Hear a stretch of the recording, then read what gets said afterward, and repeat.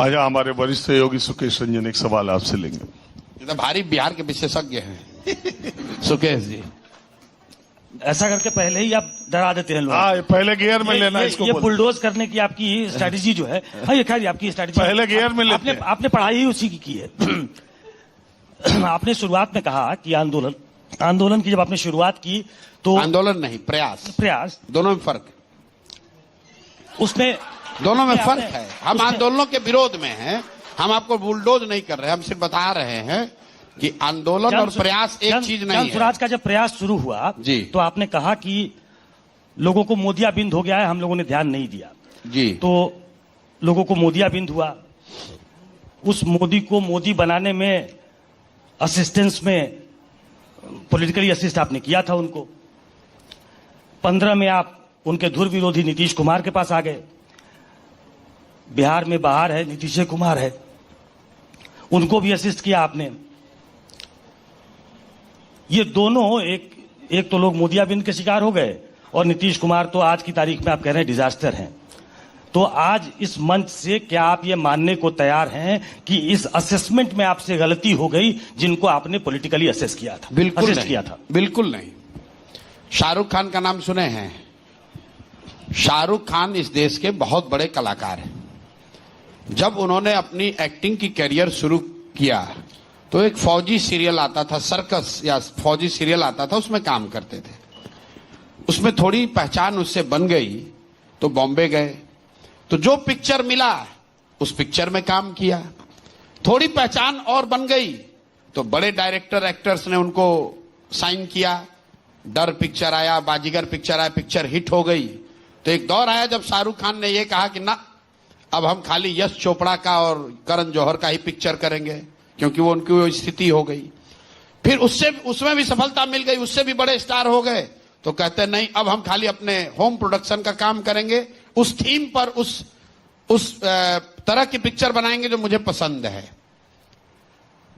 इसके मुकाबले आपने अभिषेक बच्चन का भी नाम सुना होगा।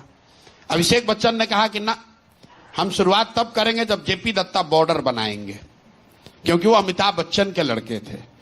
तो मेरे भाई, हमारे पिताजी मुख्यमंत्री प्रधानमंत्री तो थे नहीं, हमें जो जीवन ने अवसर दिया उस अवसर पर हमने ईमानदारी से काम किया। जैसे जैसे हमारी स्थिति बेहतर होती गई, एक समय आया जब मैं अब अपना प्रोडक्शन काम कर सकता हूं, तो कर रहा हूं, कोई गलती नहीं की है। तो अब आप देख लीजिए कि आपको शाहरुख खान बड़े स्टार लग रहे हैं कि अभिषेक बच्चन दिख रहे हैं। तेजस्वी यादव, राहुल गांधी या उस तरह के जितने लोग हैं, इनकी यात्रा आपको सीधी लाइन दिख सकती है, क्योंकि उनकी यात्रा पहले से लोगों ने बनाई हुई है। हम लोग वो लोग हैं जिन्होंने अपनी यात्रा खुद बनाई है, तो वो आपको टेढ़ा मेढ़ा दिख सकता है। लेकिन जब जिनकी मदद की, वो गलत लोगों को मदद की, ऐसा आप नहीं कह सकते हैं। 14 में मैं हमेशा कहता हूं कि मैं मदद किसकी करता था। एक मैंने सिद्धांत रखा था कि उस चुनाव में अगर वोट देना पड़े तो किसको वोट देते।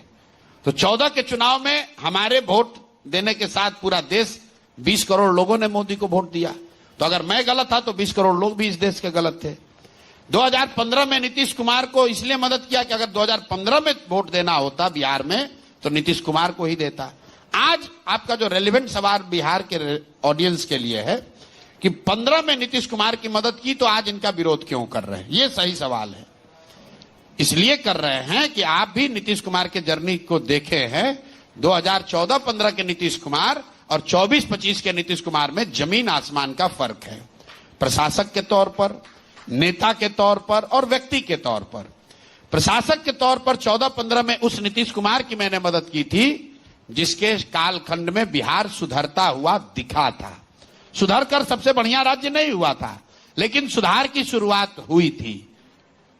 नेता के तौर पर उस नेता नीतीश कुमार की मदद की थी जो चुनाव नहीं हारे थे, उनका दल हारा था और राजनीतिक मर्यादा सुचिता का ये तकाजा था, नीतीश कुमार ने पद छोड़ दिया था। उस नीतीश कुमार की मदद की थी। आज जिस नीतीश कुमार का मैं विरोध कर रहा हूं वो नेता है जो हम लोग के लिविंग मेमोरी में भ्रष्टतम सरकार का मुखिया है। सुशासन की बात तो छोड़ दीजिए। आज उस नेता का विरोध कर रहा हूं जो चुनाव हार गया है, लेकिन कभी पिछले 4 साल में कभी लालटेन पकड़कर, कभी कमल के फूल पर बैठकर कुर्सी पर चिपका हुआ है। और सबसे बढ़कर जिस नीतीश कुमार की मैंने मदद की थी व्यक्ति के तौर पर, उसकी मानवीय संवेदनाएं मरी नहीं थी। आपको याद होगा, आप तो नीतीश कुमार का करियर फॉलो किए हैं। नीतीश कुमार रेल मंत्री थे वाजपेयी जी के सरकार में। गैसल पश्चिम बंगाल में एक रेल दुर्घटना हुई थी, 200 लोग मरे थे। नीतीश कुमार ने इस्तीफा दे दिया।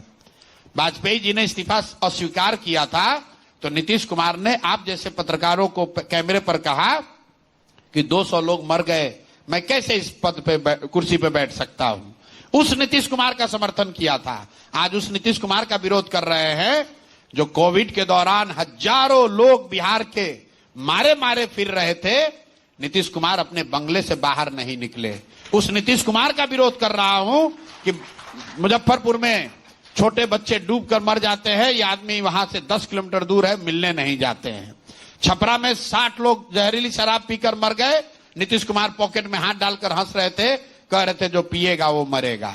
तो मेरे भाई, नेता के तौर पर, प्रशासक के तौर पर और व्यक्ति के तौर पर नीतीश कुमार 14-15 में जो थे और आज जो है उसमें फर्क है, इसलिए विरोध हो रहा है। एक अंतिम बात सुन लीजिए, आप लोग जो ये कहते हैं कि आपने उस समय मदद किया तो आज क्यों विरोध कर रहे हैं, तो भाई हर साल, हर इस देश में हर 5 साल पर चुनाव क्यों होता है? अगर आपके हिसाब की बात मान ली जाए तब तो एक बार आप वोट दे दिए, उसी को जीवन भर रहने दीजिए। लोकतंत्र ये आपको बताता है, संविधान देश का ये कहता है कि जिस नेता, जिस दल, जिस विचारधारा पर भी आपका भरोसा है उसके साथ खड़ा होइए, उसको वोट दीजिए, उसको मदद कीजिए। लेकिन वो वोट, वो भरोसा 5 साल के लिए है, जीवन भर की बंधुआ मजदूरी नहीं है। नहीं, वो ये एक राजीव, एक मिनट, ये तो हम कह नहीं रहे कि आप अब विरोध क्यों कर रहे हैं, आपका हक है, विरोध करिए, उनकी नाकामियों की लंबी फहरिस्त हो सकती है। लेकिन एक सवाल और पूछना जरूरी है। आपको कई इंटरव्यू में सुना, आप कहते पाए गए कि या तो अर्श पे या फर्श पे। जी, ये पॉलिटिकल स्ट्रैटेजी है या आगे की, आगे एक मिनट, ये आगे की प्लानिंग है? और उसी में दूसरा सवाल जोड़ देता हूं, आप 1/3 वोटर की बात कर रहे हैं कि जिसपे आपकी निगाहें हैं, जो आपकी तरफ आ सकता है क्योंकि शुरू से वो विरोध में रहा है, चाहे एनडीए हो चाहे महागठबंधन हो। अगर इसमें सफलता नहीं मिली तो क्या ये कह के आप रास्ता बनाना चाहते हैं कि अर्श पे या फर्श पे, कि ये प्रयास जो है जनसुराज का, ये 25 के लिए है, यही खत्म हो जाएगा, या इसको आगे ले जाएंगे इस बार सफलता नहीं मिली तो? अर्श पर और फर्श पे जो बात है, मैं झूठ नहीं बोलना चाहता हूं। ऐसा नहीं कि मैं झूठ बोलता नहीं हूं, लेकिन इस पूरे अभियान में शुरू करते समय मैंने अपने आप को एक वादा किया है कि जहां तक हो सके जो सही दिखेगा वही बोलेंगे। मेरे पास अगर फर्श की गारंटी होती या अर्श की गारंटी होती तो वही बोलता कि हम एकदम जीत कर आ रहे हैं, 200 सीट आ रहे हैं। हमारे पास उसकी गारंटी नहीं है। मैं ये जानता हूं कि लोग जनसुराज के बारे में चर्चा कर रहे हैं, लोग ये जानते हैं कि जनसुराज अच्छा है, ये बिहार में होना चाहिए। लेकिन जिस होपलेसनेस में वो जी रहे हैं, people have to take a quantum leap of faith to vote for Jan Suraaj. तो अगर लोगों ने वो लीप ऑफ फेथ लिया तो जनसुराज को अर्श पर आप देखेंगे। लेकिन मैं ये भी जानता हूं कि ये संभव है कि सब कुछ सुनने समझने के बाद भी लोग वो लीप ऑफ फेथ न ले पाए और वोट उतना न दें, जो ये जिस दूसरे शब्द में कह रहे थे कि 16% 18% वोट आए, जो राजनीतिक तौर पर बहुत बड़ी घटना होगी, लेकिन सीट नहीं आएगा। लेकिन हम लोगों के लिए ना अर्श पे रहने से कोई फर्क है ना फर्श पे जाने से। हमने ये कहा है कि 10 साल अपने जीवन का मैंने इस प्रयास के लिए रिजर्व किया है। 3-3.5 साल बीत गया और आने वाले समय में चाहे अर्श पर रहें या फर्श पर, बिहार को सुधारने का, बदलने का जो ये संकल्प है, प्रयास है, वो जारी रहेगा। उससे कोई फर्क उसमें नहीं पड़ने वाला है। ओके, माना समय खत्म हो रहा है। बिल्कुल, ये आप भी 30-40 मिनट पे 3-4% बढ़ा दिए, वो 12-14% मिल सकता है। अब मिल 18%। अरे यही तो कला है। चुनाव आते आते आपको 40 दिखेगा। ओके।